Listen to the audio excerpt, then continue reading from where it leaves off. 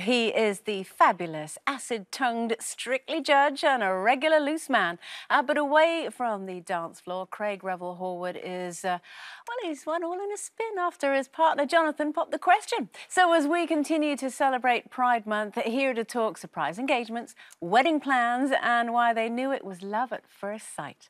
It's Craig Revel Horwood and his fiancée, Jonathan Myring. Hello, you two. Hello, gorgeous. Oh, look at you. You look like you're somewhere far-flung and exotic.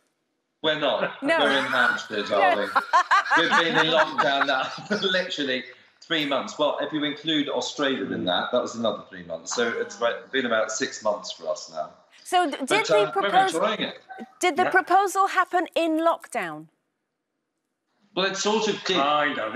We were in Tasmania before they closed the borders, so it was the last day before lockdown began. Yeah. That was a shock, darling, I'm telling you. I wasn't expecting it at all. So, Jonathan, talk us through it, because you had to go from plan A to plan B and then to, oh, for goodness sake, to plan C. Talk us through what happened. Yeah, it was a night. Craig ruined the whole day. I'd originally booked a picnic in a little town where there's a little platypus that runs outside the town. So we were going to go and sit on the banks there and then wait for platypus to come along. But the year before, I made Craig cycle for an hour and a half to a pontoon in the Blue Mountains and sat there without any wine or food for 3 hours. Not even water, and no platypus in sight, so he was tainted. I went, no, I'm not going to do that. Absolutely not. I'd rather go back to the hotel, have a nice bath, actually, and go out for dinner. Yeah. And then you tried to get me up to a waterfall. I said, no, I'm exhausted. I just want to literally get back to the hotel. So we got back to the hotel. No trouble. I got into a bubble bath, and then he climbed in, didn't he, and joined me. I went, oh, well, here we go. And then popped the question.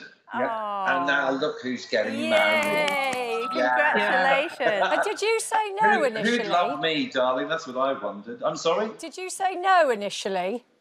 Yeah, I said no. I was actually joking. I mean, it was such a shock. No just came out of my mouth. But then I thought about it, like, for literally 20 seconds, and then said, yes, of course.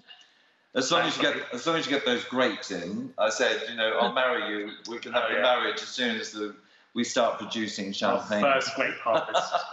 Now, Craig, Craig, can I have a look at your ring? Because it's very unusual. It's like a wooden ring, isn't it? It's beautiful. Yeah. Explain the thinking behind that. It's made of red gum, and it's a tree in Australia near my hometown of Ballarat that I grew up in, of course, and I was born in. And we used to play as kids around all the red gums, and I don't know how you managed to get it. Sue and I were planning for months, and she sent me about 12 different pieces of wood from all over Australia. So we had Huon pines, trees from the street where Craig lived in Sydney, and then we eventually settled on the redwood with a band of gold. Yeah. Everyone says I've got the wrong hand, but I think for a man, you can wear it on any hand you like, really. Yeah. How did you both meet? How did you get together in the first place? Tinder. We've got to be honest. We met online. And I was on the Strictly Come Dancing tour at the time, and we're in Nottingham. So I set my, my web quite wide, 300 miles, I set it at. And then we met up, and I had an hour between 11 in the morning and midday because I had a matinee to do. And that was the only time. And so it was like a speed dating thing, wasn't it? Which is perfect. 45 minutes. We ordered the same food, smashed avocado with a poached egg, you know, and actually we never stopped talking. And it felt so relaxed. I felt like I'd known you for years. It was amazing. So we didn't really beat around the bush. But then, of course, I went on holidays after that, and then we met another couple of weeks later, didn't we? Yeah. Again, at the house and stuff. Yeah, so it was really good. Jonathan, am I right in thinking you didn't know that much about Craig and you went on YouTube? That's a bit dangerous with a celebrity. I'd never watched an episode of Strictly in my life.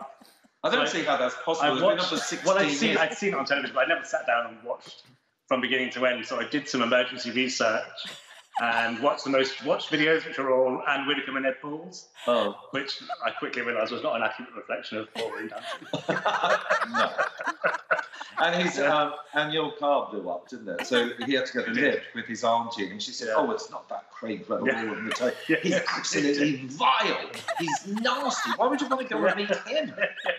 She tried to stop you, didn't she? Did, and then she got a parking fine for driving through Nottingham. That'll learn her. So we have her to thank, really, I suppose, in the end, even though she did try to stop it all. Yeah, good old Janice. But Craig, was it refreshing for you to meet someone who, rather than seeing you as that Craig Revel Horwood, you know, the nasty judge and all that sort of stuff, someone who just met you as you? Well, that's the attraction, really, as well. I mean, Jonathan's a horticulturist, and if you don't know what that means, he worked at Kew for 3 years, gardening and, you know, studying plants.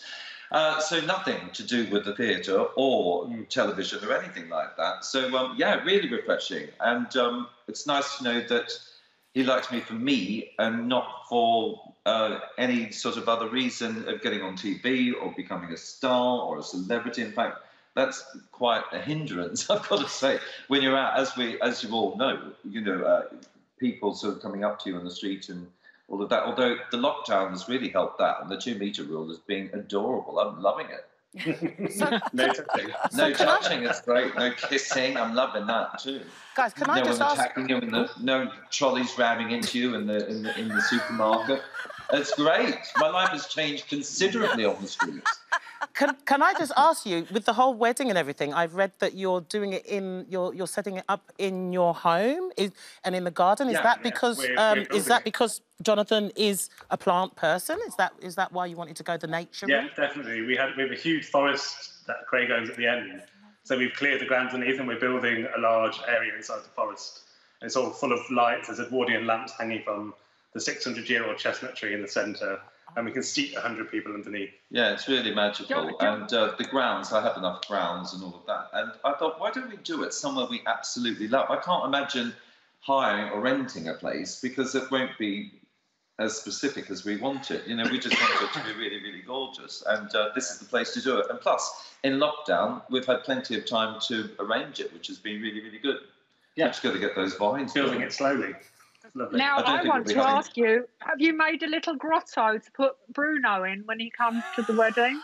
Yeah, we've got a tent set up for Bruno, darling. So we can send him to his room and zip him in and lock it. Yeah, I mean, all Velcro for the chairs, because you know how he likes to get up and down. And Craig, very quickly, before we have to go, did I hear a rumour about same-sex couple on Strictly? Well, it's a rumour. I don't know about it yet, and I'm always last to find out. But yeah, I think that might be happening this year. I mean, I'm really looking forward to the show because it's going to be a completely different creative look at it, you know. And I think when you're pushed into corners, like having 2-metre rules and all of that, it makes something wonderful TV. So it's going to be interesting and it's going to be fantastic. And I'm super excited because it's going ahead. I know. Good. And talking of going ahead, when will the wedding actually be? Will you do it this year, or do you think you'll be putting it off? Well, we were sort of thinking doing it 30 years from when I last got married to my ex-wife Jane, who in fact made this pillow, darling, for our engagement. Isn't it gorgeous? Yeah, Pinch's scarf. She's fabulous. And of course, she'll be coming to the wedding. Yeah, so we were thinking. Probably exactly 30 years on, so it's sort of like a bit of a landmark. So that'll be in 2 years' time. So. Good. Well, we're awaiting our invitation eagerly. Lots of love from us. We've got to go now.